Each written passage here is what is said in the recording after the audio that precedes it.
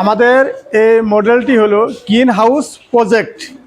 এই green house project মূলত করা হয় শীত প্রধান দেশে কিভাবে গাছ উৎপাদন হয় তার জন্য। এই শীত প্রধান দেশে গাছ তো উৎপন্ন হয় না, এর জন্য কাছে তৈরি এই ঘরটি তৈরি করা হয়েছে।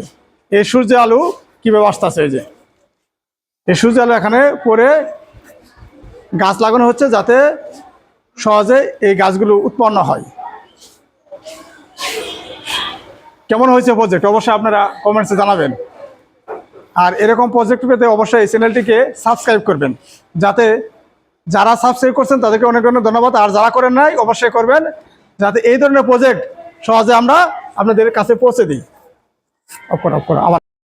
আমার সম্মানিত ভিউয়ার্স, যে যেখান থেকে এই ক্লাসটি দেখছে সবাইকে আমার আন্তরিক অভিনন্দন, শুভেচ্ছা।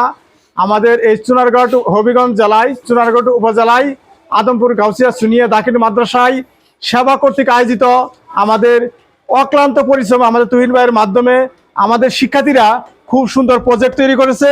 আসলেও শিক্ষার্থীদের উদ্বুদ্ধ করেছে আমাদের তুহিন ভাই। তারা নিজে সৎ ইচ্ছায় কত সুন্দর সুন্দর প্রজেক্ট তৈরি করছে। একটা আমাদের আদমপুর গাউসিয়া সুনিয়া দাখিল মাদ্রাসা আদর্শ মডেল, এই বর্তমানে আলোচিত একটি নাম পদ্মা সেতু। সেই পদ্মা সেতুর মাধ্যমে এই ফরিদপুর উপজেলায়, এই জেলায় এবং ভাঙ্গা উপজেলায় যে উপকৃত হয়েছে, সারা বাংলাদেশে খুবই উন্নত হয়েছে। এই যে আমাদের বর্তমান যুগে খুবই সুন্দর একটা এই যে অনুবীক্ষণ যন্ত্র, এই সৌর মডেল, এটা কি তৈরি করছো তোমরা? সৌর মডেল। এখানে কয়টি গ্রহ আছে? 9টি গ্রহ। এই যে পৃথিবী থেকে সূর্যের কিভাবে ঘূর্ণায়মান হইতেছে তোমরা একটু দেখাও তো দেখি। এই যে খুবই সুন্দর। বর্তমান প্রযুক্তির জন্য এই মডেলটি আমাদের প্রত্যেকটা শিক্ষার্থীর জানা প্রয়োজন। এই যে এটা মূলত তোমরা কি তৈরি করছো? Green house. শীত প্রধান দেশে এই গ্রিন হাউস ইউজ করা হয়, কেননা শীত প্রধান দেশে এত শীত যে গাছ লাগানো হয় না। এর জন্য তারা একটা গ্রিন হাউস তৈরি করছে। এখানে সূর্য আলো এই যে আসতেছে, এই সূর্য আলো ভিতরে আসার জন্য এই পরিবেশটা উত্তপ্ত হয়ে একটু গরম হয়।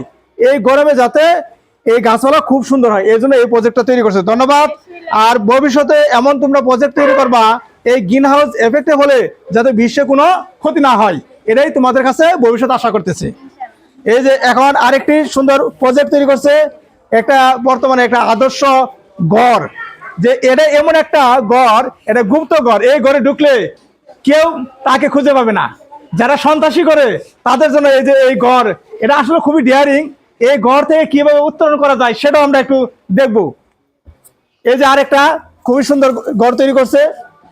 এই যে আর একটা, এটা হলো আদর্শ মডেল। বর্তমানে আমাদের শিক্ষার জন্য একটা আদর্শ প্রতিষ্ঠান অবশ্যই প্রয়োজন। এই সুন্দর একটা আদর্শ প্রতিষ্ঠান, এই প্রতিষ্ঠানে যে কেউ আসলে মন ভালো হয়ে যাবে। আর বর্তমানে আমাদের শিক্ষা পদ্ধতি এমন এক শিক্ষা পদ্ধতি যার মাধ্যমে হাসি খুশির মাধ্যমে, আনন্দ ভর্তির মাধ্যমে আমরা শিক্ষা অর্জন করতে পারি। তাহলে ওই সেই শিক্ষাটা কি আমাদের মনের ভিতরে স্থায়ী বেশি থাকে। এই যে আমাদের এই যে সপ্তম শ্রেণীর শিক্ষার্থীরা খুবই সুন্দর একটা রাজপ্রাসাদ তৈরি করছে। বর্তমানে তো রাজা নাই, বর্তমানে রাজার শেষ। এখন বর্তমানে আমরা তো রাজার আমলে ছিলাম না, এই রাজার আমলকে স্মরণ করার জন্য এটা রাজপ্রাসাদ তৈরি করছে। এই যে বর্তমানের জন্য এই জিনিসটা খুবই খুবই গুরুত্বপূর্ণ। এটা একটা আধুনিক স্টেশন। এই স্টেশনটা এখন বর্তমানে মানুষ বিভিন্ন বাসে দুর্ঘটনা হচ্ছে, এই দুর্ঘটনা থেকে উপায় বাঁচার জন্য আমরা আদর্শ স্টেশন তৈরি করছি, যাতে প্রত্যেকটা মানুষ স্টেশন দিয়ে চলাফেরা করতে পারে এবং স্বল্প খরচে। এটা একটা আদর্শ ঘর, খুবই সুন্দর।